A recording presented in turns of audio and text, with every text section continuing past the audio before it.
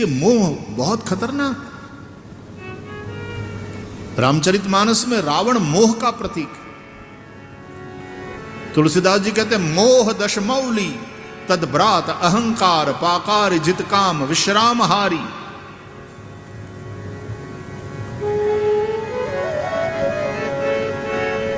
रावण मोह का प्रतीक है, कुंभकर्ण अहंकार का प्रतीक है, रावण का बेटा मेघनाद पाकारिजित इंद्रजित काम, वो काम का प्रतीक है।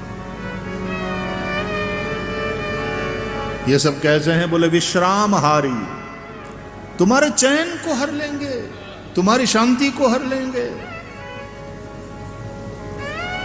संपत्ति के ढेर पर खड़े हो और सुकून नहीं है, शांति नहीं है, संतोष नहीं है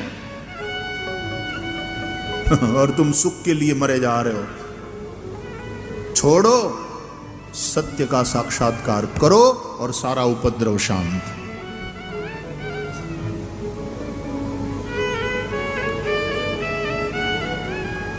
जिसको भी वह सत्य समझ में आ गया, परम सत्य का साक्षात्कार हो गया, वह शांत हो गया, वह आनंद से भर गया, सारी आपाधापी समाप्त हो गई।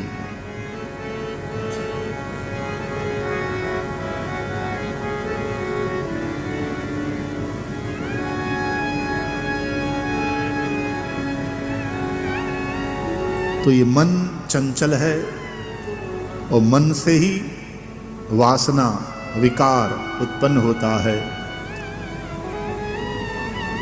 हनुमान जी महाराज का कपि का रूप है, लेकिन श्री हनुमान जी महाराज वानर की तरह चंचल नहीं, श्री राम के चरणों में उनका मन स्थिर है, श्री राम में लग गया। और विकार वहां कहां? हनुमान जी महाराज अखंड ब्रह्मचारी है। हनुमान जी का भजन करोगे तो हरहु क्लेश विकार, ये जो तुम्हारी प्रार्थना है हनुमान जी के प्रति, क्लेश भी दूर हो जाएगा, विकार भी दूर हो जाएगा। तो बल बुद्धि और विद्या का वो प्रसाद देंगे। 2 चीजें ले लेंगे, 3 चीजें दे देंगे, बल बुद्धि और विद्या। बल चाहिए, नायम आत्मा बलहीनेन लभ्यः।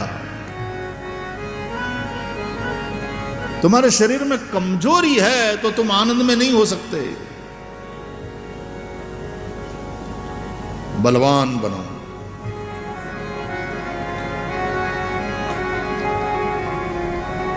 स्वामी विवेकानंद कहते हैं कमजोर बनना पाप है,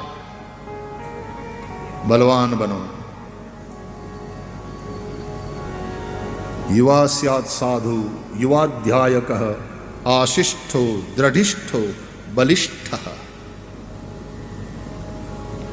दक्षिण में मंदिरों में जाते हैं तो यहाँ के हमारे जो पुजारी हैं, यहाँ के ब्राह्मण हैं, पूजा पाठ कराएंगे, फिर प्रसाद देते समय आशीर्वाद भी देते हैं, दृढ़गात्र सिद्धिरस्तु, दृढ़गात्र सिद्धिरस्तु। तुम्हारा शरीर, तुम्हारे शरीर की इंद्रियां दृढ़ हो।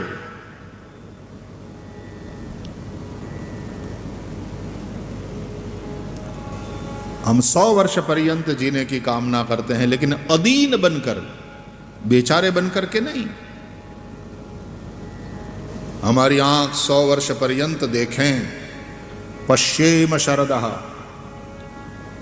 हमारे कान 100 वर्ष पर्यंत सुने, शृणुयाम शरदः। हमारी प्राण शक्ति इतनी मजबूत हो कि हमारी वाणी ऐसे फोर्स से निकले, प्रब्रवाम, ब्रवाम नहीं, प्रब्रवाम शरदः।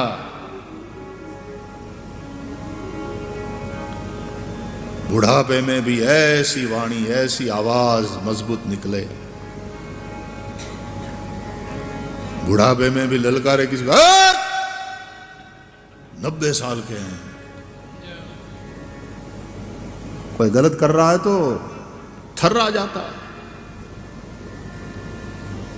जैसे शेर ने दहाड़ लगाई हो। शतम प्रब्रवाम,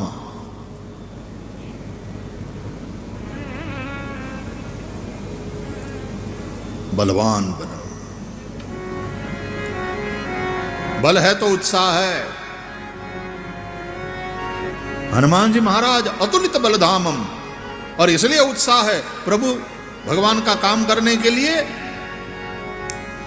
तत्पर।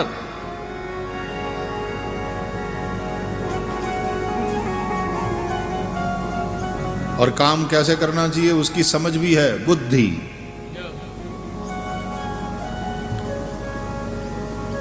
लेकिन अंत में महत्वपूर्ण विद्या, सा विद्या या विमुक्तये।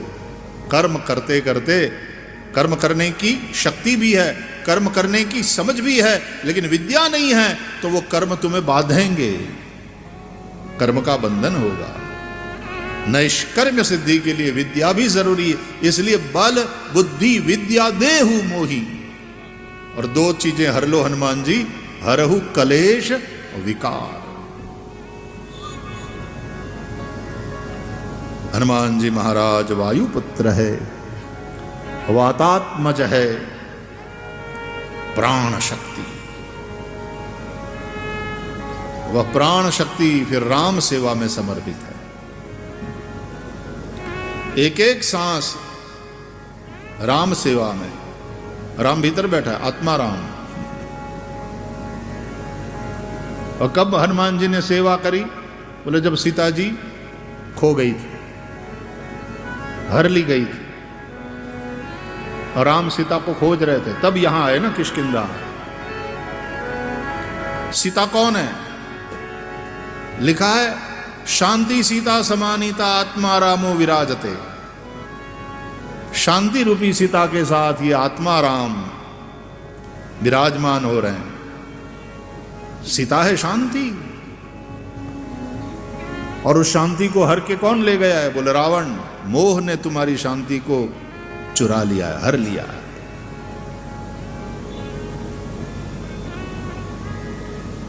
मोह के चलते अंधे बन गए हो। मोह ने मूर्छित कर दिया। तो राग द्वेष मोह आदि से मुक्त होना है। और ये किसी को भी हो सकता है। अच्छा, वैक्सीनेशन के बाद भी कोविड तो हुआ लेकिन बच गए, या तो तुम्हारी इम्यूनिटी मजबूत थी तो बच गए, या इम्यूनिटी कमजोर थी लेकिन वैक्सीनेशन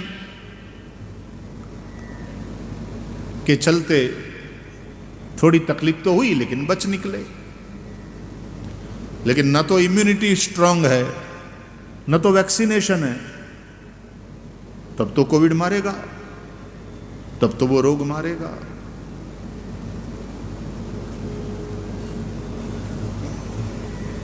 तो कुछ तो करना पड़ता है ना भाई। अब कोविड को जाओ जाओ जाओ, यहां तुम्हारा काम नहीं, ऐसा बोलने से हमारा अपमान हुआ, हम निकल जाते हैं। जहां हमारा अपमान हो, जहां जाओ जाओ बोले, फिर वहां हम नहीं रहते। ऐसे कोविड निकल गया, ऐसे जाएगा। उपाय करना पड़ता है। तो संसार में ये राग द्वेष मोह इत्यादि पकड़ लेते हैं, उपाय करना पड़ता है। बुद्धिहीन तनु जानिके सुमिरो पवन कुमार, बल बुद्धि विद्या देहु मोहि हरहु कलेश। लाय सजीवन लखन जीवा, लाय सजीवन लखन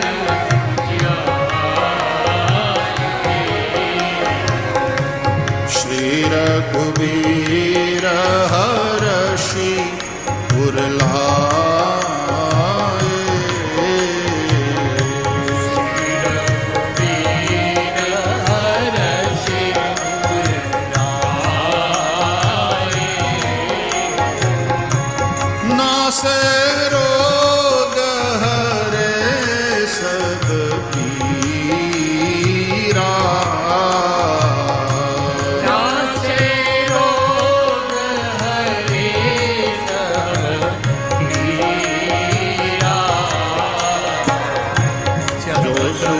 निरंतर हनुमंत धीरा। लाय सजीवन लखन जिवाए, लाय सजीवन लखन जियाए। श्री रघुवीर हर्षि उर लाए, श्री रघुवीर हर्षि उर लाए। नासे रोग हरे सब पीरा, नासे रोग हरे सब पीरा। जपत निरंतर हनुमत वीरा। जपत निरंतर हनुमंत धीरा।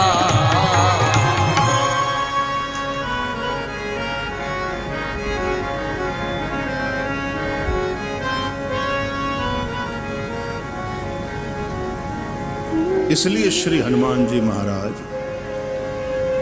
आत्माराम की भी जब शांति रूपी सीता मोह रूपी रावण के द्वारा हर ली जाती है,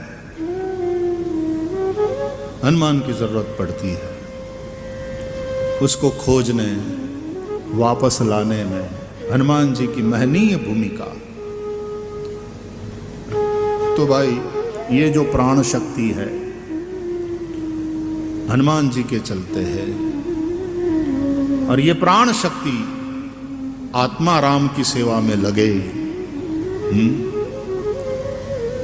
प्राण शक्ति विषयों में आसक्त होकर के यदि गलत मार्ग पे जाए तो जीवात्मा को गड्ढे में डालेगी। हाँ, आत्मा ने खाड़े नाखे।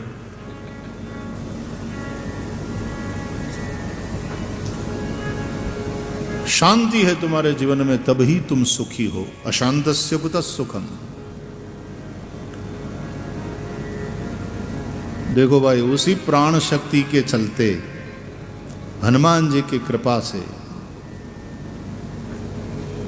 ये सेवा हो रही है कि नहीं, बोला जा रहा है कि नहीं। ये जो 3.5 घंटा 4 घंटा लगातार बोलना है, तो उसमें हनुमान जी की कृपा से प्राप्त प्राण शक्ति ही कारणभूत है। तो वायु, पूरक, कुंभक, रेचक, प्राणायाम, और उससे एक बल की प्राप्ति, उससे एक स्वास्थ्य की प्राप्ति। इस प्रकार के प्राणायाम हमारे योगी राज कराते हैं ना। अनुलोम विलोम करो, भस्त्रिका करो, फिर क्या है,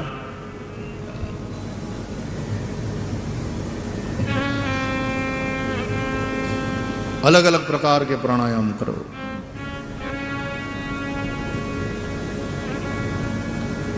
चंचल मन स्थिर होता है।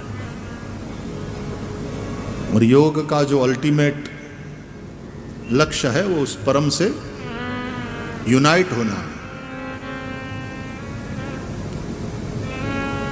तो फिर से एक बार कि भाई सुख की प्राप्ति और सुख के लिए जो लोग इतना मर रहे हैं और सुख की प्राप्ति के लिए जो इतने दुखी हो रहे हैं, ये सारी बेवकूफियां हैं। जीवन का लक्ष्य है सत्य का साक्षात्कार, और श्रीमद् भागवत सत्य का साक्षात्कार करने के लिए मालकंस आओ। इसलिए व्यास जी ने यात्रा ही शुरू करी सत्यम परम धीमहि से। जन्माद्यस्य यतोऽन्वयादितरतः चार्थेष्वभिघ्नस्वराट् तेने ब्रह्महृदाय आदिकवये मुह्यन्ति यत् सूरयः तेजो वारि मृदां यथा विनिमयो यत्र त्रिसर्गो मृषा धाम्ना स्वेन सदा निरस्तकुहकम् सत्यं परं धीमहि सत्यं परं धीमहि सत्यं परं धीमहि।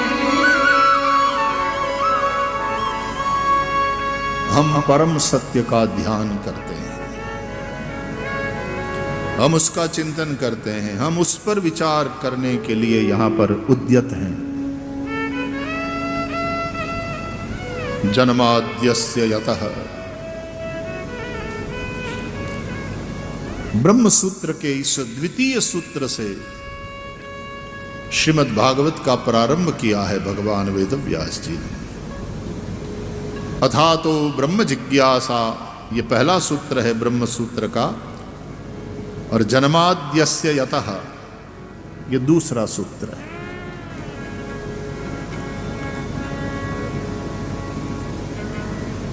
जिनसे यतः जन्म आदि यानी उत्पत्ति स्थिति लय, अस्य जगतः जन्मादि, इस जगत के जड़ चेतन रूप ये जो प्रपंच है उसकी उत्पत्ति स्थिति लय जिनसे होता है।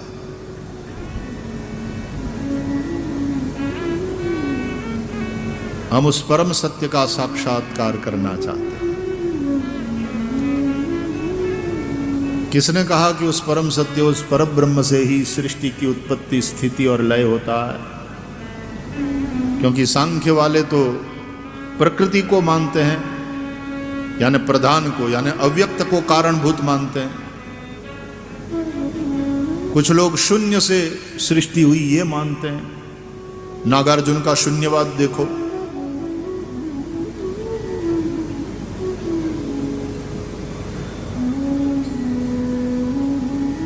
तो कहते हैं ब्रह्म सूत्र के तीसरे सूत्र में कि शास्त्र योनित्वात्, क्योंकि शास्त्र कह रहे हैं, हमारे यहां शास्त्र प्रमाण, वेद प्रमाण, शब्द प्रमाण सबसे महत्वपूर्ण माना गया।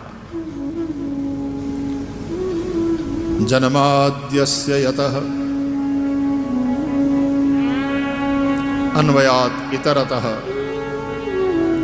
जिनके होने से सबका होना है, लेकिन जिनके होने के लिए किसी अन्य के होने की अपेक्षा नहीं है।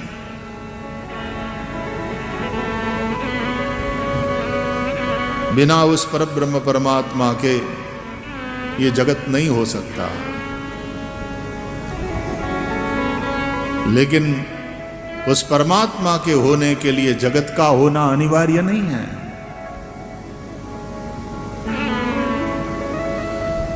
बिना सोनी के और बिना सोने के नेकलेस नहीं बन सकता,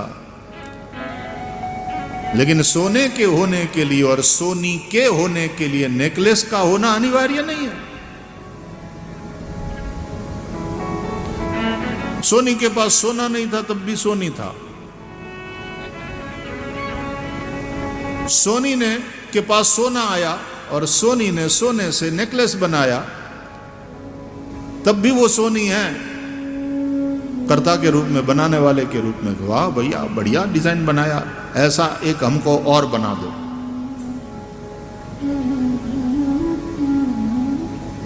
लेकिन नेकलेस नहीं है, वो सोना नहीं है, तो सोनी भी नहीं है।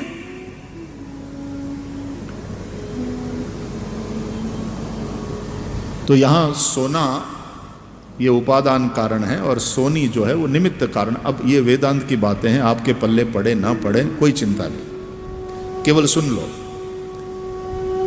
ये जो नेकलेस है वो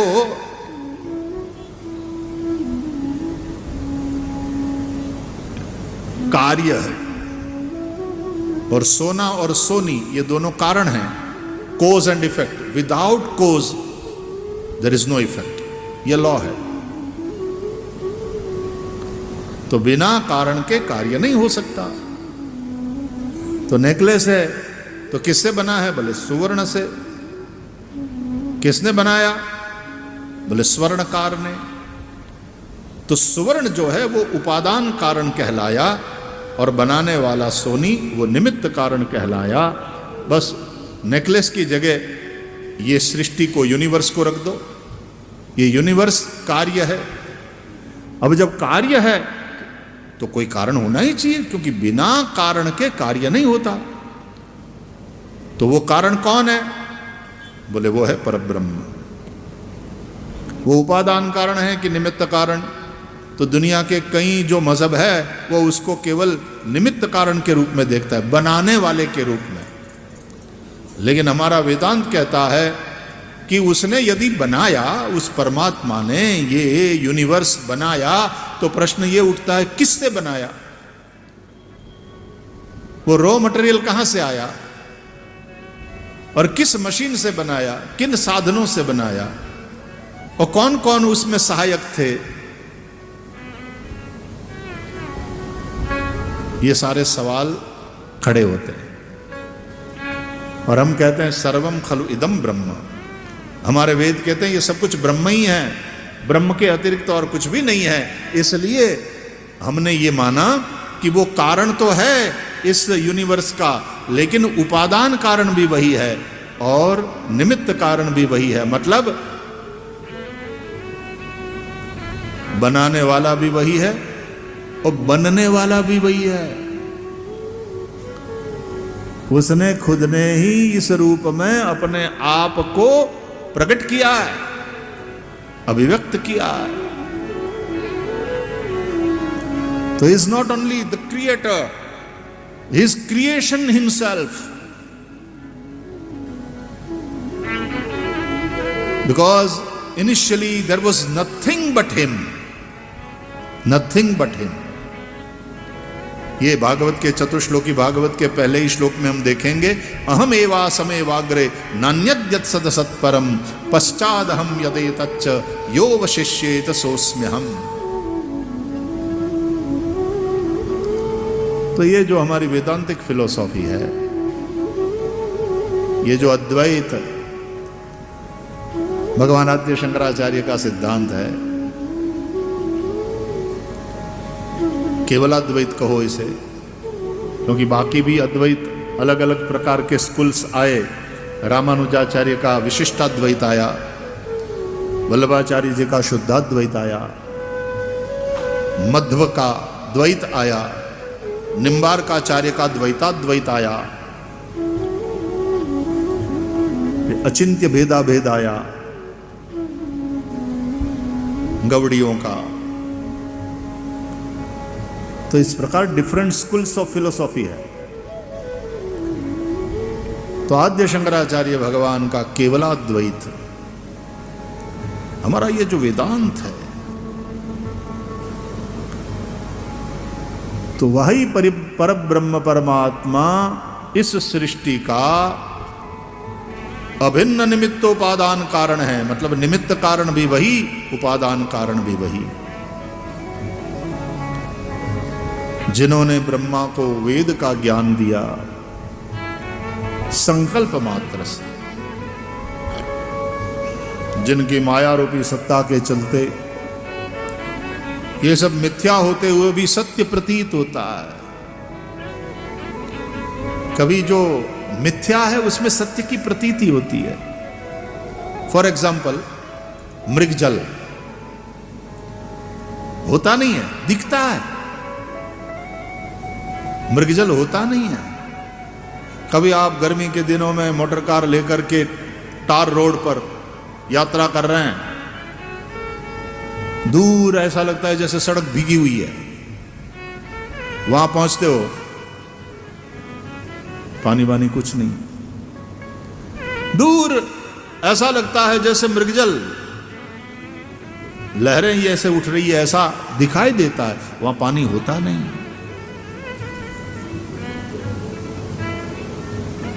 और जो नहीं है हकीकत में वो दिखे, और हकीकत में जो है वो ना दिखे। ये माया है भगवान की। जो हकीकत में है उसका नाम है हरि, और जो हकीकत में नहीं है फिर भी दिखे वो है संसार। तो जो नहीं है लेकिन दिखता है, और जो हकीकत में है लेकिन दिखता नहीं, काहे के लिए? माया के चलते। ये सब माया का खेल है। इसलिए माया को कहते हैं अंग्रेज इल्यूजन।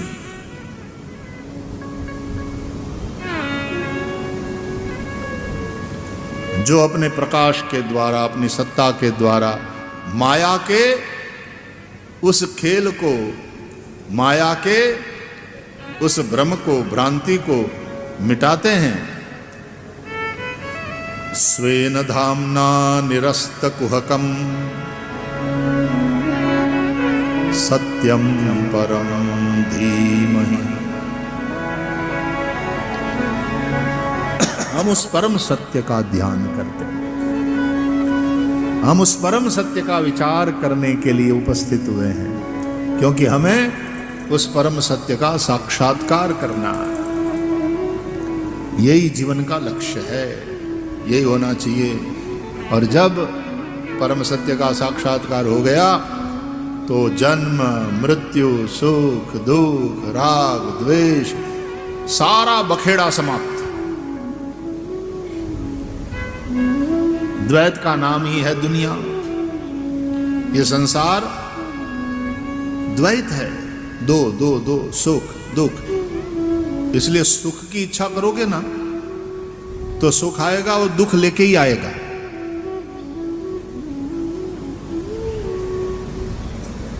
सिक्के के दो पहलू होते हैं ना, तो मैं किसी एक ही पहलू का स्वीकार करूं, लेकिन तुमने सिक्के का स्वीकार किया तो उसमें दोनों पहलू है ही है। तुमने संसार का स्वीकार किया और संसार में तुम सुख चाहते हो, दुख बिना बुलाए आएगा। दुख से दुखी हो रहे हो कि दुख ही है, दुख ही है, दुख ही है, केवल मेरे जीवन में दुख ही है। Relax, have that faith. संसार में केवल दुख ही नहीं है, वो वाली साइड सुख भी है। फिर से सिक्का उछाल। संसार सुख दुखात्मक है,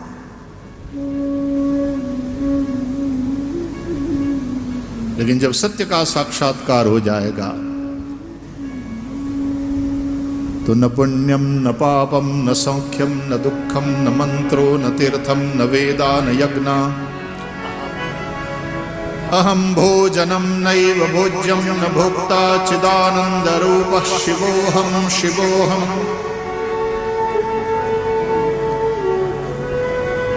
न मे मृत्यु शंका न मे जाति भेद। पिता नैव मे नैव माता न जन्म।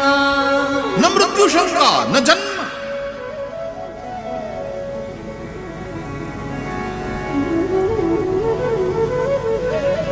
तो जीवन का लक्ष्य है सत्य का साक्षात्कार।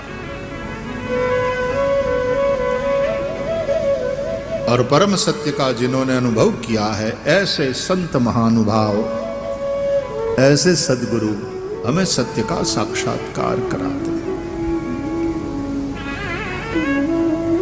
तो जब तक सांसें चल रही है, हनुमान जी की कृपा से, वायुनंदन की कृपा से सत्य का साक्षात्कार कर लो, राम को पहचान लो। देखा जब हनुमान जी ने राम को देखते ही प्रभु पहचानी गहे हरि चरना। प्रभु पहचानी परेऊ कही चरना। सो सुख उमा जाई नहीं बरना। प्रभु पहचानी हरि चरना। सो सुख उमा जाई नहीं बरना। जाई नहीं बरना।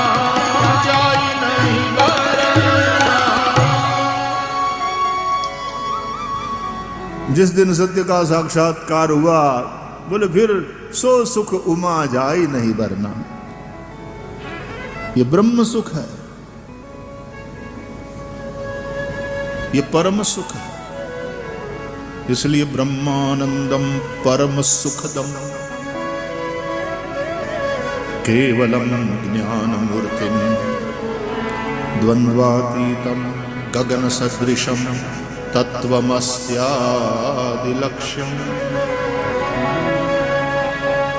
तत्व यही जिनका लक्ष्य है, वह तत्व ही है परम सत्य। और भागवत में उसको श्री कृष्ण कहा गया है, कृष्णात् परम किमपि तत्वमहं न जाने।